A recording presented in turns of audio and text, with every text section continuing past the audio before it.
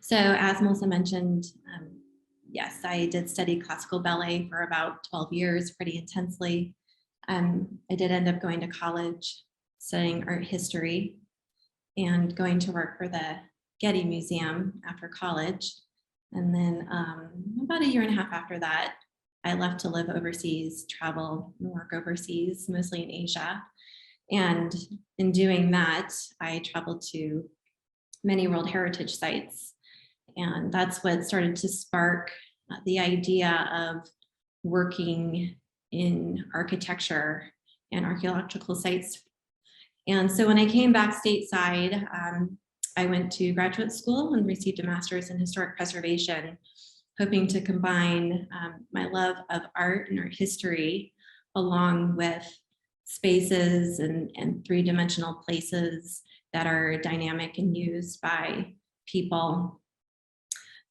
So with my degree in historic preservation, I focused on architectural materials and the conservation of those materials, and began lineage historic preservation services. So my title would be Principal Architectural Conservator. And some of the projects I have worked on include outdoor sculpture here at Heartwood Acres. I removed the failing coating and reapplied new coating to three different sculptures.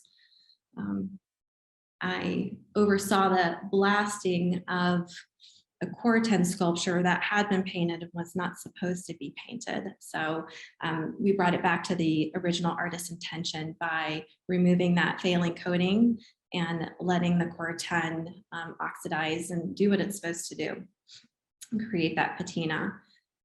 Another project I've worked on in a private collection is some sculpture by Eloise Christa. Here's a before and after. So it came to me with lots of hard water buildup and bird guano and things like that. And so I had to treat the surface and then oversaw the mounting of the sculpture in the collector's landscape there. The project that actually brought me to Pittsburgh was my postgraduate fellowship with the University of Pennsylvania. Is at the Trinity Cathedral Burial Ground project. So I worked on about 155 different grave markers, mostly of sandstone, some of marble. And I oversaw the crew as well. We conducted all kinds of treatment to structurally reintegrate a lot of these grave markers, clean them as well, and get them back into place, basically. So that was a year-long project, and basically that's why I landed in Pittsburgh. Another project I've worked on is the Maxobanca murals, cleaning and stabilizing the murals at St. Nicholas Croatian Catholic Church.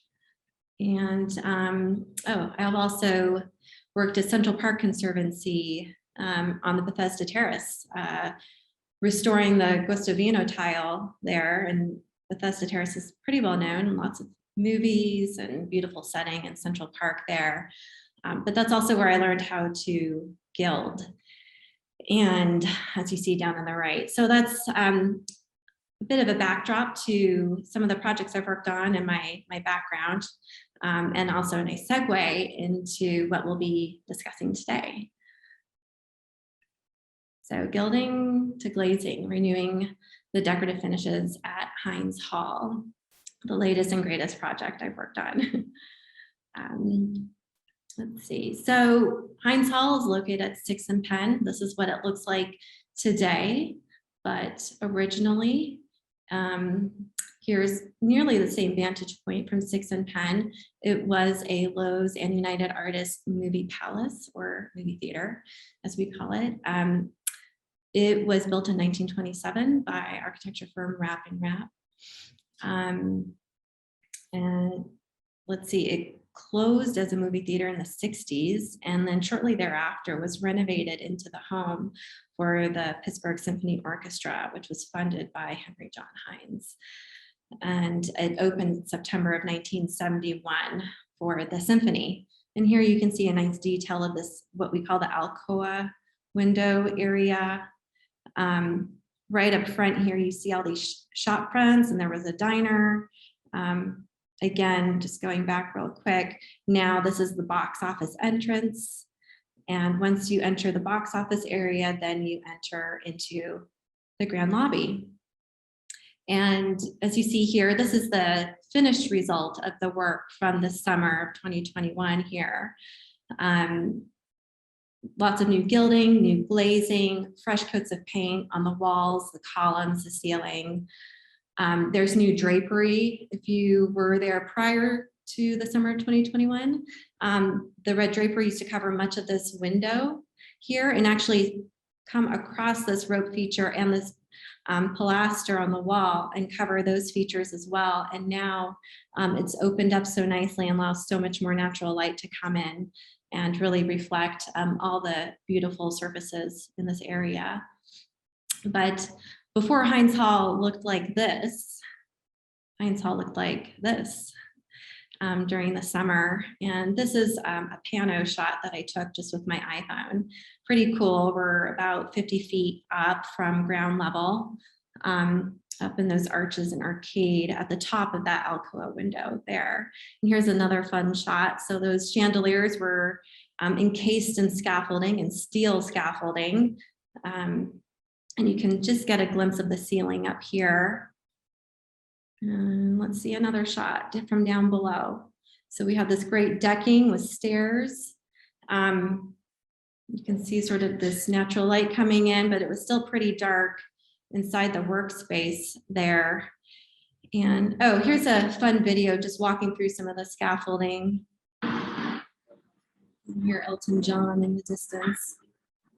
But you see it up the stairs. Again, we're about 50 feet up from ground level. And the scaffolding itself was really brilliantly designed. Safeway Scaffolding did a fantastic job laying this out and truly making every surface accessible in a safe way. Unintended, in a very safe way. But you can see it's pretty dark back there, so lots of lighting was needed even during the day. Hop through underneath this arch into the arcade. We couldn't stand up completely in this arcade, so it made for some precarious positions while working.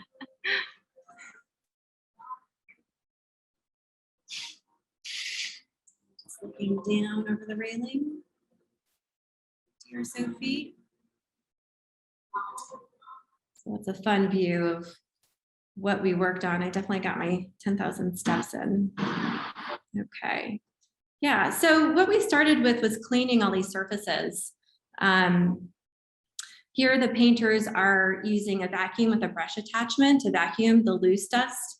And then it's also gone through with a microfiber cloth and distilled water, just a damp cloth, to gently dust and clean those surfaces. Every little space and interstice was cleaned this way. It didn't take as long as one would think, but it certainly was time consuming. But what it did reveal ultimately was that the paint and the glazing was really in stable and healthy condition. There really wasn't too much glazing we needed to do in terms of the decorative work up in this area. So that was a really refreshing and nice surprise, because this is the first time we gained access to this area. We had no access to look at it up close before this project started. So these surfaces had not been touched since '95, for about 26 years. So here we are looking from the ground floor up at the ceiling, and this is once the scaffolding's been taken down and work has been completed. But one thing we did agree upon and know before starting was these three large bands in the center of the ceiling here, this oblong one and then these two smaller on either side, would be re-gilded. Over the years, there had been some patching of gilding conducted, and it was starting to show and be a little bit spotty. So the best approach there was just to re-gild those entire bands. And that's what we did. And that's what we start off with. And so here's one of the crew members, Celeste. And as you can see, gilding this band here. It's about 3 inches by 3 inches. So we ordered a 6-inch ribbon. And basically that's gold leaf on a roll with this sort of paper backing. And it makes it very quick and time efficient to apply the gold leaf when we have these long straight edges. And then here we are varnishing that band. And I'll go more into that in a bit. So here's an up close. One might be asking, how do we decide what to gild and what not to gild? Because there was no time to gild everything. So it was really about trying to decide right then and there in the field, what do we touch and what do we not touch? And so here's a prime example. There are some patches of turnishing around, but ultimately this gilding is fairly stable. This piece in the center is completely oxidized, it's tarnished, it's reacted to the atmosphere, and that's why it's turned brown. So we know that it's composition metal, and composition metal is basically just an alloy. It's 85% copper, 15% zinc. So it's not a true gold, but it is slightly more durable, especially to high traffic areas, and it's more cost efficient. So, but one thing you have to do with composition metal is you do have to coat it because it will oxidize, it will react with the atmosphere. If we were using 23 and a half, 24 karat gold, we would not have to coat it. It would not be oxidizing. Its gold is actually fairly inert and stable. Of course, if when you're wearing gold jewelry, you'll have to polish and clean that. It will tarnish eventually. So when it is held quite a bit and touched quite a bit, that is a different story. But up here, this feature is up on the wall where no one is touching it. So anyway, let's see. So this is how we would choose to regild. We would regild and relief this part here and leave these areas alone. And that's one is a pretty straightforward example. Okay, so here again, I'm talking with Celeste, one of the crew members, exactly what we're going to be gilding and not gilding. This is the top deck, the very top of the ceiling. And you can also see these little red pieces of tape around in the background and whatnot. And so what I would do is I would go in ahead of time before the crew, and I would inspect these surfaces, glazing, painting, gilding, and I would mark out with tape the areas that needed attention and treatment. And here it is shown again. So like along this plaster relief, there was we noticed a big crack. So we had to seal up that crack there. The relief sculpture itself was stable, it wasn't moving. So it was just a matter like a surface superficial cracking. So we just decided to seal that up, not allow any kind of dust and dirt to settle inside. And again, here's some of my other markings calling out to the decorative crew. And we had about between 6 and 8 members on the decorative crew, depending what day of the week it was. Okay, and so again, just going back to that ceiling area, everything was fairly stable and healthy. We did not have to do a lot. But again, this is that gold band that we did regild just for consistency's sake. You didn't want to gild one band and not the other two. That would be quite noticeable even from the ground floor. So for consistency's sake, for visual integration, doing all three, working on all three was really the best approach. So moving down the walls, we move on to the capitals. So this is probably about 40-ish feet from ground level. And a really interesting surprise was these capitals were gilded in gold leaf, real gold. And one of the ways I could tell was because there was a lot of little flakes still on the edges. They hadn't completely burnished these features. It was very clear to me there was no clear coat. There was very little oxidation occurring. So again, very stable. All we really had to do was just dust and clean these features, which we did very gently. So again, overseeing the decorative finishes crew, I cleaned one capital for the standard for the rest of them to follow then. And I just used a soft natural hairbrush, a dry microfiber cloth for gentle cleaning. And then in some of these crevices and interstices, I would roll cotton swab and sort of get in there. The cotton, it provides enough friction to pick up the soiling that's sitting on the surface, but is not harsh enough to scratch that gold. And so we just, again, just surface clean these. We didn't really have to do too much. So continuing to move down the walls and down the columns, here are the bases, the decorative bases.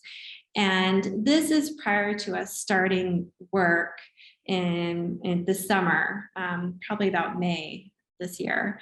And you can see exactly why Heinz Hall had to embark on renewing these decorative finishes, because this is existing. Now, this is newly gilded. This was part of our mock-up that we did. And you can see the difference between the two finishes, totally oxidized. And it might have had a clear coat on it at one point, but again, in this high traffic area, people are touching these surfaces quite a bit. And eventually, you know, these coatings, they break down. And so that's what's most likely happening in these areas that are 8 feet and down.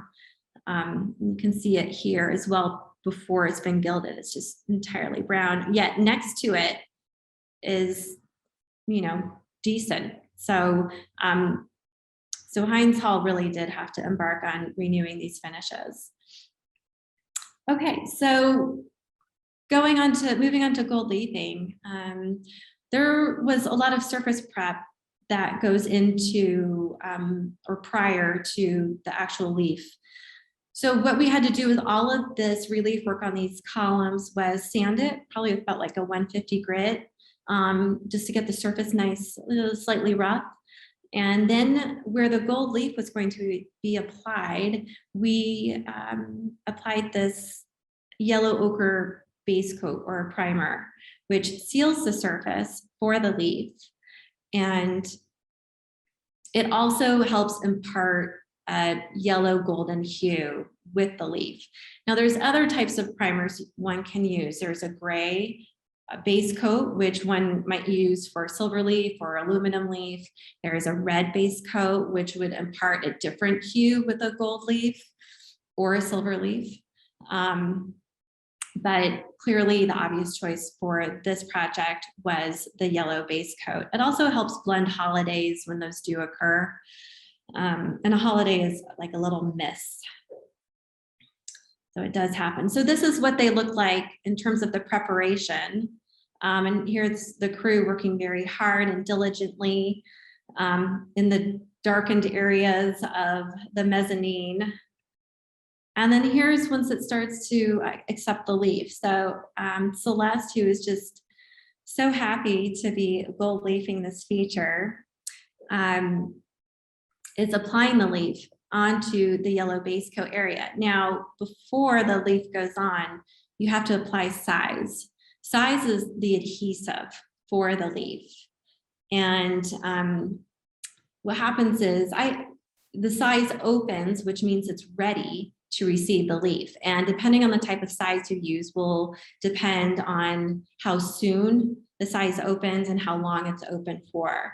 So I chose an acrylic-based size because the specific one was open in 15 to 30 minutes after application, and it stayed open for about 36 hours. And this way, because our timeline was so tight and there was so much work to be done, it gave us a lot of leeway, I guess. That's the right word. A lot of leeway and options in terms of applying that leaf. So the size is applied over the yellow base coat, and then once it's open, you can apply the leaf. And this is what it looks like once the leaf is applied. And you have to let the materials mingle. as I like to say. They have to get to know each other a little bit. You can't go ahead and burnish right away. The size has to cure. The leaf starts to, mold onto that substrate. And so in doing that, you have to walk away till the next day. So it's definitely a process, the sanding, the vacuuming of the column to remove all that dust, then the application of the yellow base coat, let that cure till the next day. You apply the size, you allow that to open, and that will depend on the temperature and humidity of the environment you're working in. It might open a lot faster if it's hot and humid. It might take longer to cure as well. You apply the leaf, you have to walk away again. So in this sense, we really had to be able to toggle between many different workspaces. So that way we could keep work moving forward and not walk away from these bases and say, okay, well, we're done for the day because we have to let it cure. No, we'd hop onto something else, a different feature. So we had a lot of balls to juggle. But in the end, this is what we got. Beautiful decorative bases on these columns. And we made just a few small minor changes, not many. But one of the things we did was I specifically requested that the decorative crew take either this base coat, this glaze here, or this leaf all the way back to where it meets the column. So this relief all the way to where it meets the verticality of the column. Before, it had just been surface gilded or surface painted or face leafed and face painted. And you could then see sort of the plaster. And these are one of the small details, one of the small changes that were made, but it packs such a huge punch. And even if the everyday visitor doesn't necessarily see that change and realize that change, that's okay. I think it still seeps into the subconscious and makes for just a beautiful renewing of these finishes. It really also helps give a sense of the depth of these relief features. And so this is what we have at the end. I mean, it's just beautifully consistent gold leafing, glazing. One of the things we also decided upon was this 8-foot down standard. So we really did anything that was 8 foot down in, at eye level, basically we regilded. We didn't try and match to existing or match this acanthus leaf to that acanthus leaf that we left alone. We just regilded it all. It really was a path of least resistance in terms of our timeline. And ultimately, the result is just quite stunning. There's also new glaze, this blue glaze in the background. These medallions are newly glazed as well. So a lot of work went into these column bases. Okay, and just a short clip of a typical work day here. Scaffolders.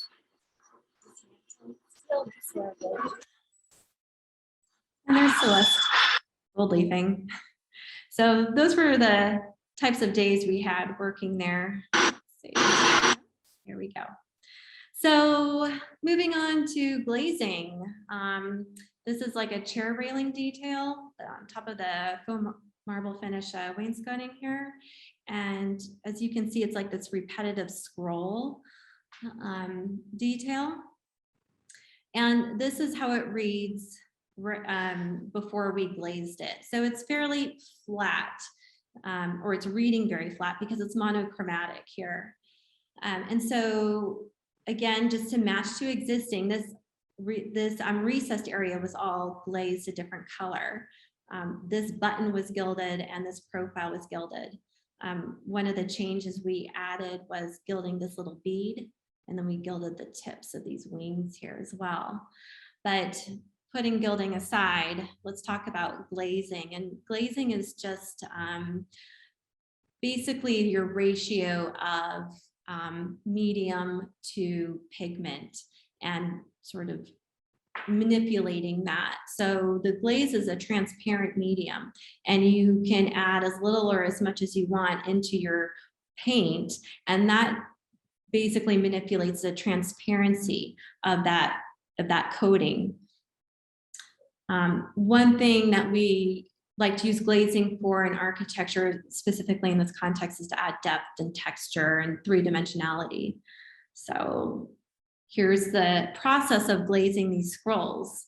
So after I color matched, what I did is the application part here. I generously applied the glaze, the paint, to this area, this recessed area.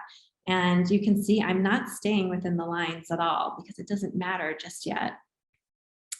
So then the next step is to take a dry chip brush, and I work that glaze through, and I give it a lot of texture in those recessed areas. And in doing that, you just get it on the relief area. It's not a big deal.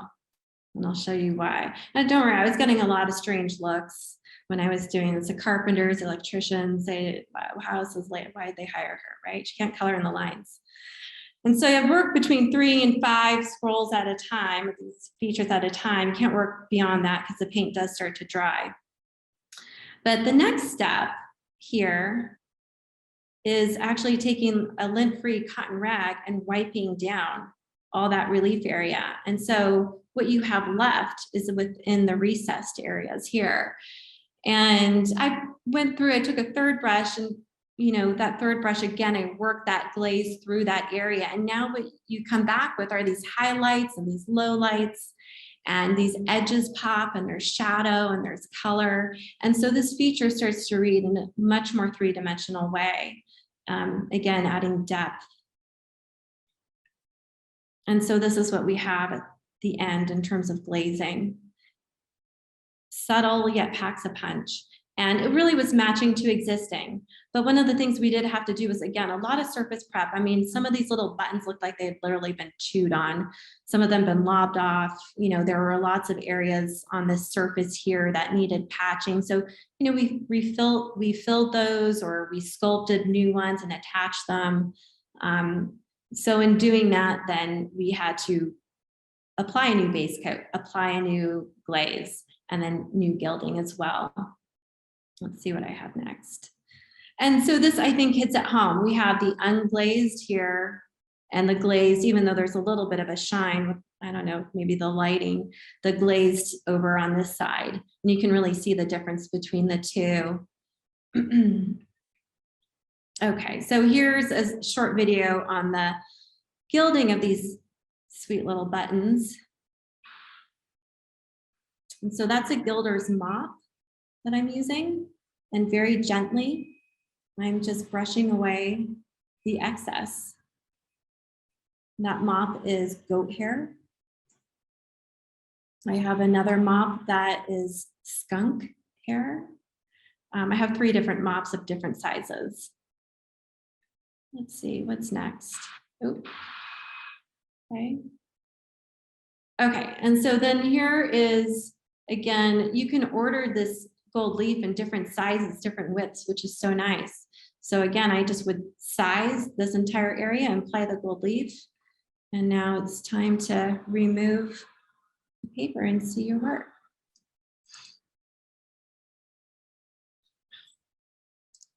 It's kind of hard to do when you're holding an iPhone and peeling away the paper, but it's a sneak peek into it. There you go. So that's how that's conducted. Okay, so now we've gilded the buttons, we've gilded these little beads, I've gilded this profile, and the last thing I'm working on are the tips here. It's nice and glazed in the back, and you can see the leaf just sort of sitting there, and the end result is this. Just these little touches. So again, we added this little tip and this bead to what had already existed, which was the button and the profile gilding. And this is what we have here as a result. So some more glazing that I conducted or reconducted was in the grand tier lobby here. Up on this vaulted ceiling, we have these Grecian urns. And these are plaster features, which are actually mechanically fastened behind that vaulted ceiling to some armature that's back there. And then, you know, a plaster seal is, or seam is put in there. And so they're base coated, obviously a different color, and then they're glazed again. So 40 feet below, when you're looking up, you can see, you know, the dimensionality and the roundness of these urns. And again, I think I have a quick video of me glazing here. I'm just balancing my phone on the scaffolding, so it's probably not the best angle, the best production. But here I've color matched the glaze. We generously apply it. I'm just glazing the base here. And so I'm generously applying it to the top and then the bottom of this base.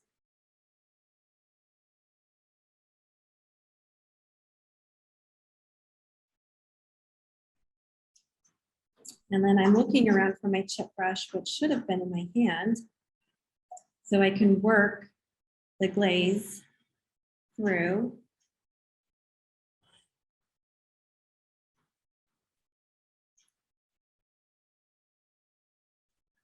And then I take cheesecloth, again, to continue working, but really start to create that shadow effect or that ombre effect that's going to give it a sense of sort of this concave dimension to it.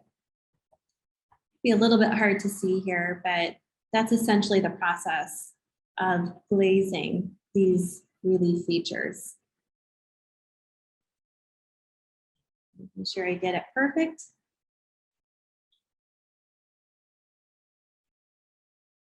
All right.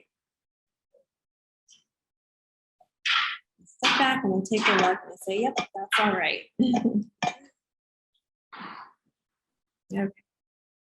All right, so moving back to gilding and actually talking about some more of the process here, it's probably a good place to pause and just note how, you know, Heinz Hall and MCF placed a lot of faith in me in reconciling the priorities of the client with the timeline that we were working under. And so this is a really good example here. 10 days before the project was to finish, I said, we've got to do something about these features here. They were not looking good. And much to the chagrin of the painting foreman that I was working with, I said, yes, we need to do this. So we did. We re-gilded these straight profiles here and down here as well. We re-gilded these straight profiles, this little guy down here, as well as the straight one here. And the reason for that is because it's very minimal, you know, it's very minimal in its design and it's set against this white background. And so the patchwork look of tarnishing patches up and down these profiles was fairly stark. Yet if you look over here on the gilding in this area, that's all existing and we didn't touch that. And one of the reasons why we could somewhat get away with that is because all of this busyness in here, we have this wallpaper, we have this scallop motif and these darts. It can be hidden a little bit more in the detail and design of this cartouche feature. Whereas here, there's no hiding any of that tarnishing that's happening. And so that was a lot of the approach that I took. Because one of the things is when you start to re-gild and relief these things, these features, what's existing next to it starts to look really not so good. You know, those imperfections really start to stand out. So again, these long profiles were re-gilded. This feature down here was re-gilded. This remains existing existing, existing, existing. Okay, and honestly, when you look at it, of course, you can see it now, but I'm guessing that the everyday visitor doesn't necessarily notice, I bet that's not regilded, but this looks brand new. So there's ways that you can get around it. And again, because these features have undulating surfaces, it's a little bit more hidden. So that was a lot of the mindset there and the approach that I took in choosing which features could and could not be gilded, also with time. So again, here, these are entrances to the balcony area, and there's 3 of these along the grandeur lobby, and then of course all this motif up above. And this feature here, this molding here, was in really bad shape, just really beat up from, you know, just wear and tear. It happens. And so we had to do a lot of surface prep of sanding. Then we rebase coated, we reglazed, and then we regilded all these little darts, as well as these straight profiles here. But we took it up to the 45-degree angle. So again, slightly higher than the 8-foot, but this is the obvious stopping point at that time. Okay, so again, I'm trying to reconcile our timeline, our budget, the client's priorities, as well as trying to blend new gilding into existing. So then looking over here at this feature, there is existing and new gilding there, and it's pretty well blended actually. So this is new, this is new, this is new, and everything else is existing up here. And the way we could really blend that so nicely was the varnish that we used. So remember how I mentioned the Dutch metal or the composition metal we had to coat so it won't oxidize. So in that clear coat, we added artist oils, a recipe that has burnt umber, raw sienna, and Van Dyke. It's a typical antiquing recipe into the clear coat. And so that tinted it, and it now became a varnish. And that made the gap from new gilding and existing gilding and brought that gap a lot closer visually. And so we could really visually integrate that gilding there. And that's what the viewer sees. So again, all this is existing. We didn't touch it, we cleaned it, we dusted it off. All that's new is this railing, this sort of keystone feature, and that guy there, that railing. So here, just starting to wrap up, just some fun photos I took of the decorative crew, and they were the only crew from start to finish that worked all 10 weeks, 58 hours a week. And it's not to imply that the other crews, you know, fell off the map or anything. That's not the case. Their scope, they just started to finish up their scope of work, and they were able to cross their tasks off the list, whereas the decorative crew really didn't have the ability to do that. We had to continue to push and continue to see how much we could get done. And I continued to push that crew the entire time, and they met expectations each and every time. So we got a lot of surface area covered and worked on. So some fun photos of everybody working there.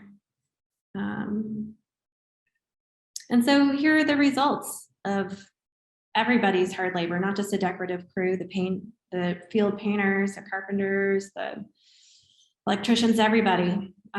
Huge team effort there.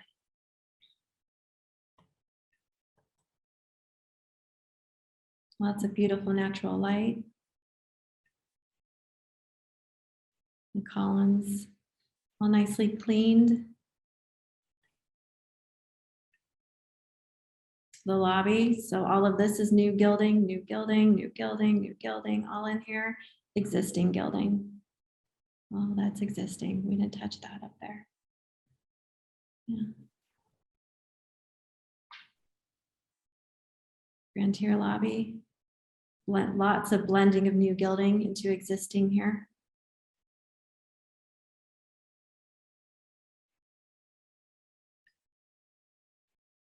And I'll leave you with this fun feature. So next time you're at Heinz Hall, try and find this space.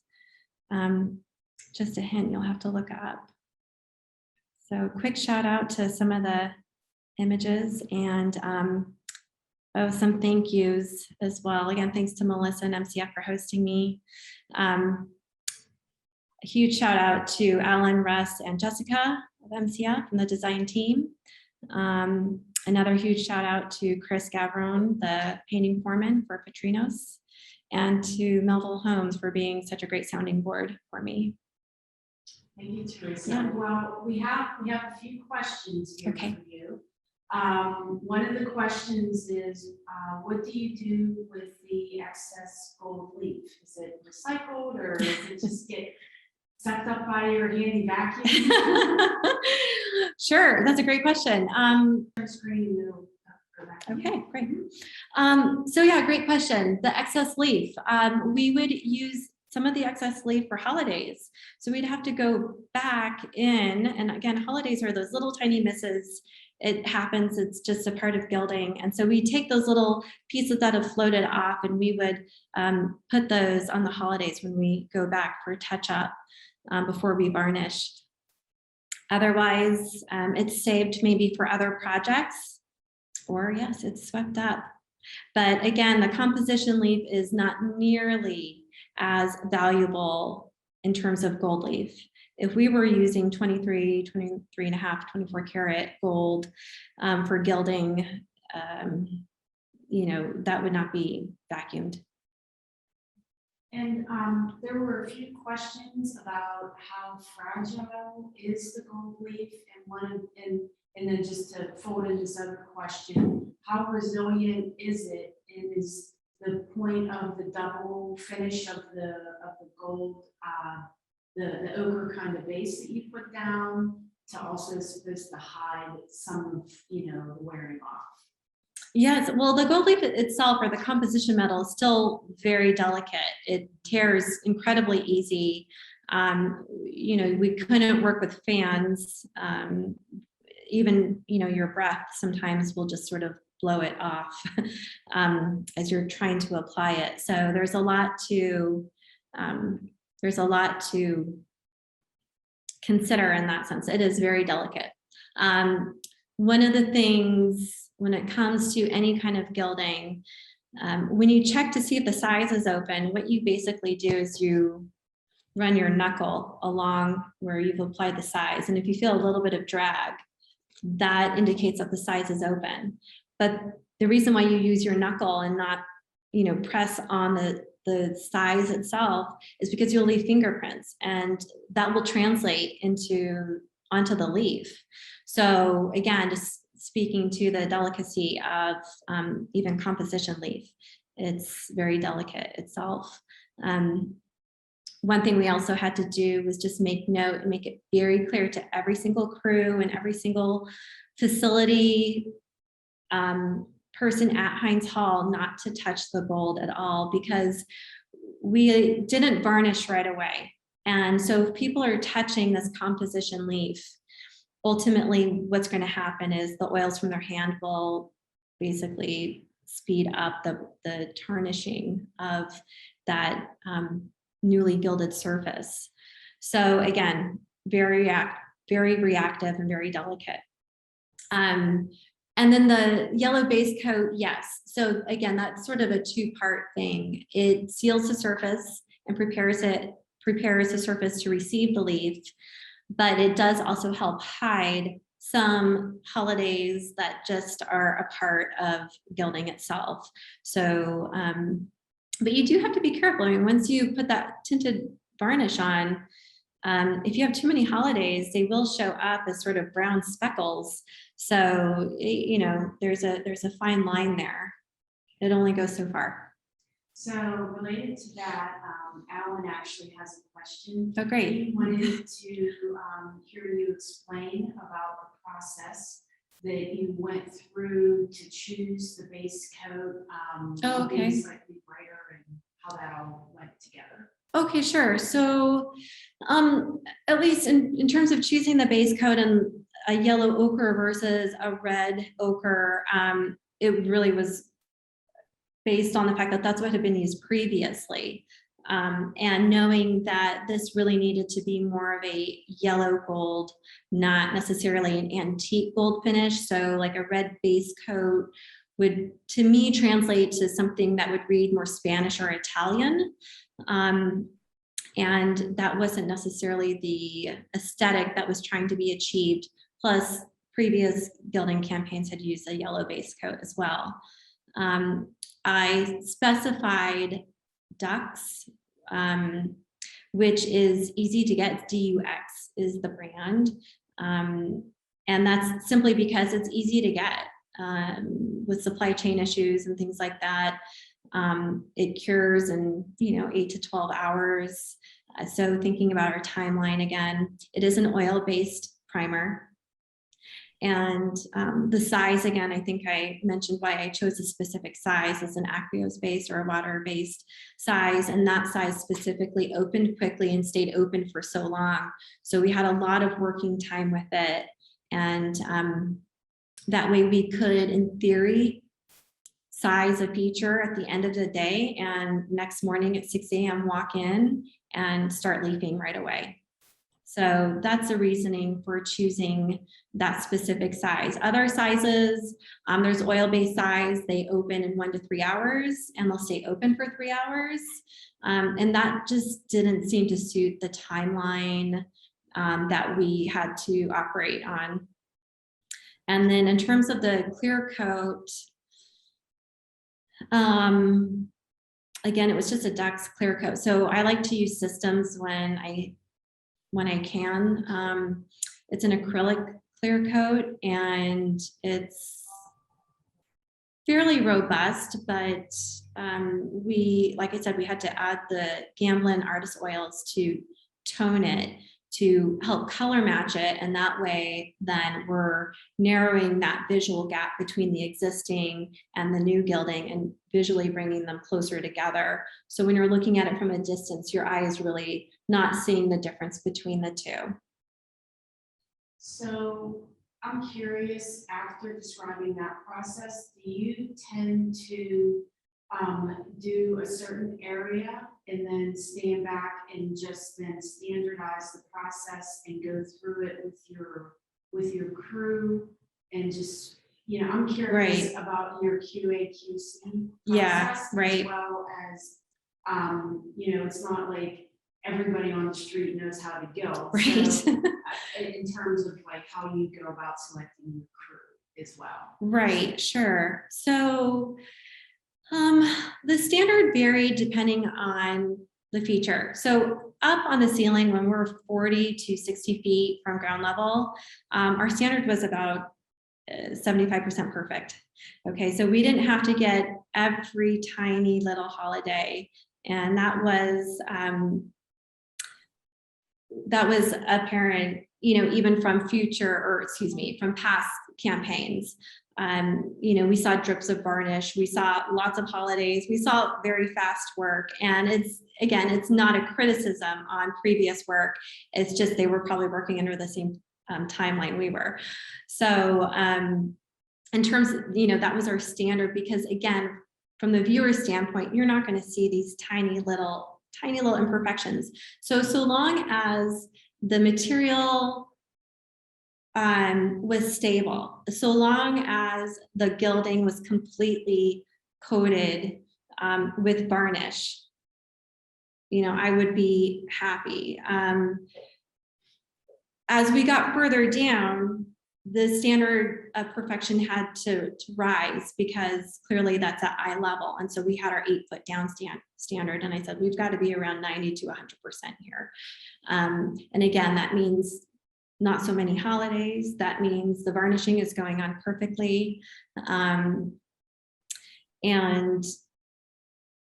in terms of quality control, there definitely were times where I said, no, we have to go back and redo that. It's not to standard. It's not to my standard. It's definitely not to the client standard. So it needs to be redone. And there were times where we did have to regild certain profiles and certain features, which is always frustrating because I feel like it's wasted time, but you know, we're not there to do 50%. We're there to do a solid, you know, home run, 100% work. So I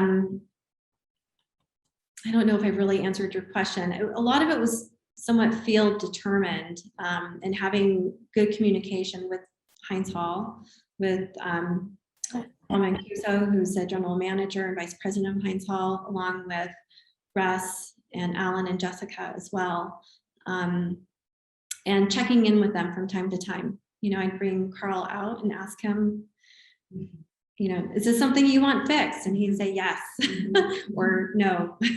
So there were times where I did check in with the client as well, just to make sure. So I don't know, hopefully that answers your question. And we have one more question as related to the crew, which is roughly like how large was your gilding and glazing crew, and roughly how did that translate to the number of man hours for this size of project? Oh, man hours. Oh, man hours. You are the thorn in my side. So I don't know how many man hours. I just don't. A lot. 58 times 6 times 10 weeks. A lot of man hours. I wish I was able to really quantify that, but those column bases took a long time. But in terms of the crew, we had a decorative crew, and then we just had field painting crew. And so generally we had about 6 to 8 people on the decorative crew. Not everybody could gild. So, but you know, so you play to the team's strengths, and if they are better at varnishing, that's where you put them. And if they are strong in cutting, in terms of painting, cutting in, then that's where I place them. And so I really try to work with the team's strengths.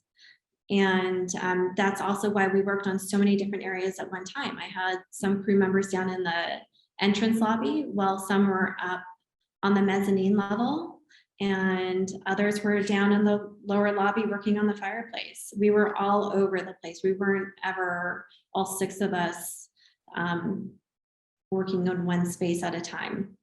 And that way work could continue moving forward. Is that? Yeah, that's helpful. Yeah. I think just one more question, okay, and then we'll have to wrap everything up. Mm-hmm. In terms of this particular project with Heinz Hall, was there something that was the most challenging to you and the crew, or a bit of a surprise? We can take your pick. I mean, there's always challenges along the way. I guess it just depends on how you decide to roll with them. Challenges were definitely the timeline, the dismantling of scaffolding before I'd like for it to be dismantled, and that always being the driving force for what we were able to do and not do. At times was frustrating for me because I'm a conservator, and you know, we like perfection. So, but pleasantly surprised that I worked so well with Chris Gavron, who I'll give a big thank you and shout out to, the painting foreman with Petrinos. Really exemplified teamwork in terms of, you know, on site, and really appreciate that collaboration with him. You know, so I guess that was probably the main things. Well, thank you so much. There have been just a slew of compliments for your artistry and tenacity. Oh, wonderful. And we're really just delighted that you were able to just, you know, it's such an amazing space, and to just reveal a bit about the process. It's been a real joy. Thank you. Oh, you're so welcome. Thank you for having me. Thank you, everyone.